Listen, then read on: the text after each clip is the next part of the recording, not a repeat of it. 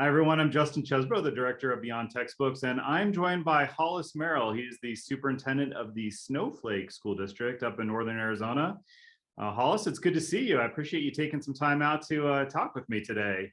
The goal of this video is to highlight some of our BT partners who are having just tremendous success in general, and Snowflake has been one of those partners for years that has just had phenomenal success. So I've asked Hollis if he could take out a few minutes and or carve out a few minutes and spend a little bit of time talking through some questions. So good morning, Hollis. How are you? Good morning. Thank you.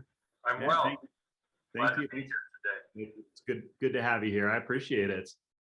Hollis, can you just start off by telling me and the viewers a little bit about Snowflake and your community? I've been up there probably a dozen times. Beautiful area, family-friendly environment. What can you tell me about Snowflake in general?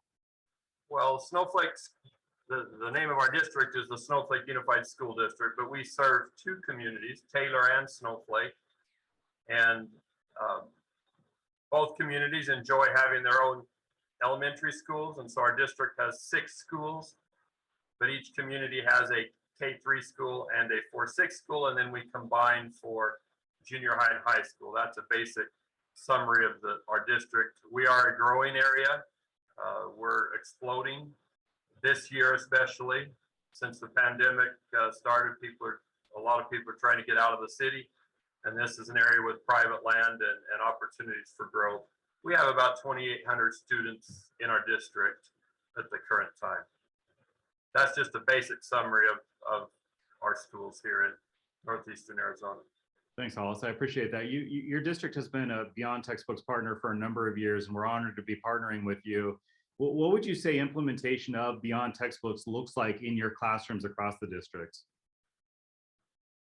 We became a partner in 2011, and our goal at the time was to align our curriculum and find a system that was not necessarily dependent on specific individuals, but could continue on regardless of the people that were in the positions. When people left, we could still be successful.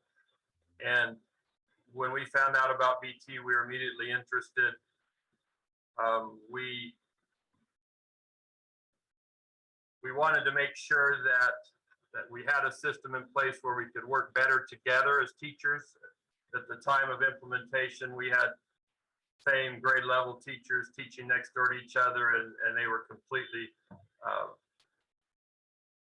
doing completely different things as far as curriculum and the timeline for when they taught things. So this immediately was advantageous for us to be able to bring everybody together, and as BT trainings talk about, get our arrows all moving in the same way, in the same direction. We try to use Beyond Textbooks with fidelity as it's meant to be used in the classrooms. We've been doing it long enough that now it's part of the culture of our district. We do our best to continue to train and to follow up. Beyond Textbooks obviously is an excellent program, but like any program, if you don't implement it properly and continue to follow up, you won't be successful with it. So that's what we've tried to do, is have a continuous improvement mindset, train teachers, and continue to make it part of our conversation. For example, we had our federal programs director yesterday and curriculum director send out some information to teachers about some supplemental materials we're looking at. In the email he sent out, he put a reminder, this will not and is not to replace what we're doing with Beyond Textbooks. So it's just a mindset, and you have to continually work at it. Thank you, Hollis. A couple things you said there that really resonated with me is, one, your teachers are just working better together. I love that. You talked about it being part of your culture now, and we appreciate that, so thank you. And finally, you went back to the infamous arrow slide with arrows going in all different directions to arrows in alignment and going the same direction. So again, really just honored to be working with you, Hollis. Thank you. I'll give you one more comment on that. People have asked me occasionally, what is it that has helped create your success? It's hard to put that in one or two sentences even, because there's a lot of things. But as far as what's happened in the classroom, we believe the increased level of collaboration has led to increased student achievement, obviously. Mm-hmm. The power of collaboration. Thank you, Hollis.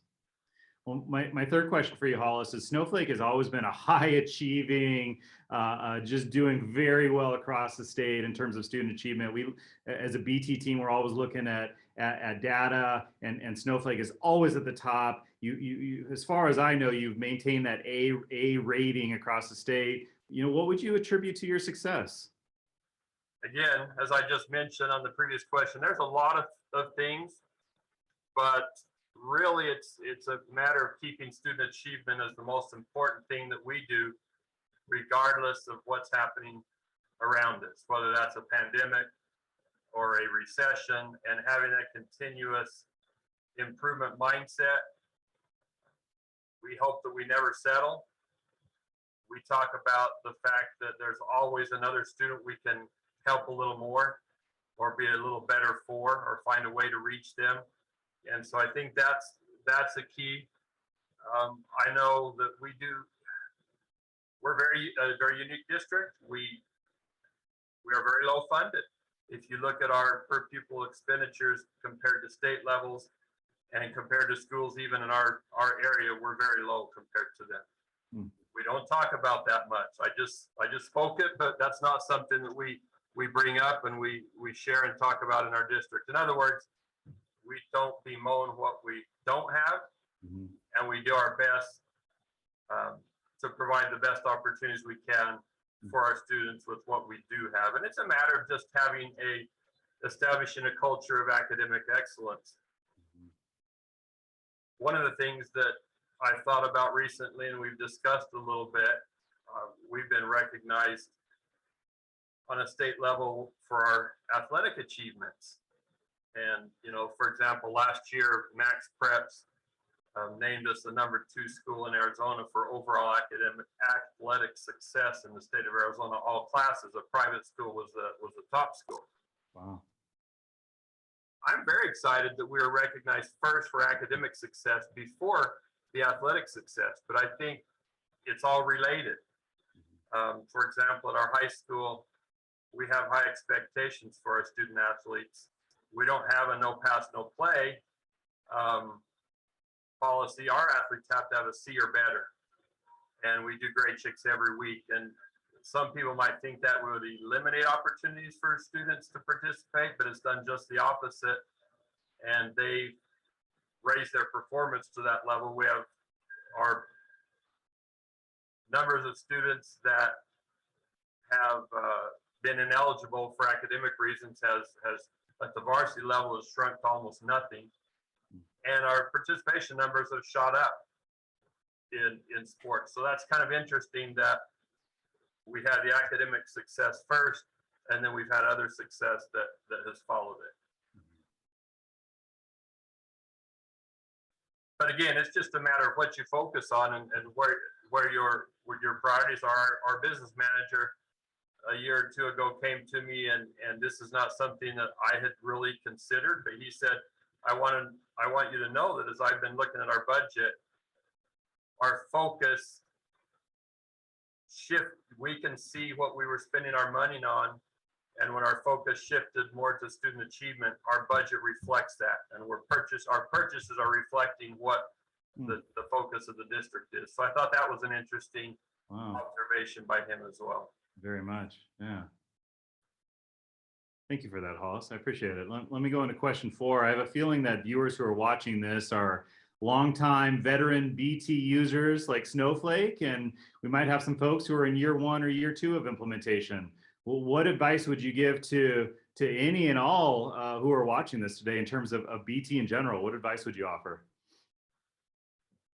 So I'll go back maybe to initial implementation. And one of the things I like to say here is that when we do what's best for students and really do that, just not say it, do it, it becomes uncomfortable for the adults because we're changing and we're making decisions that may not be easy for adults to handle. And so we have to be prepared to do that if we truly are doing what we feel like is best for our students.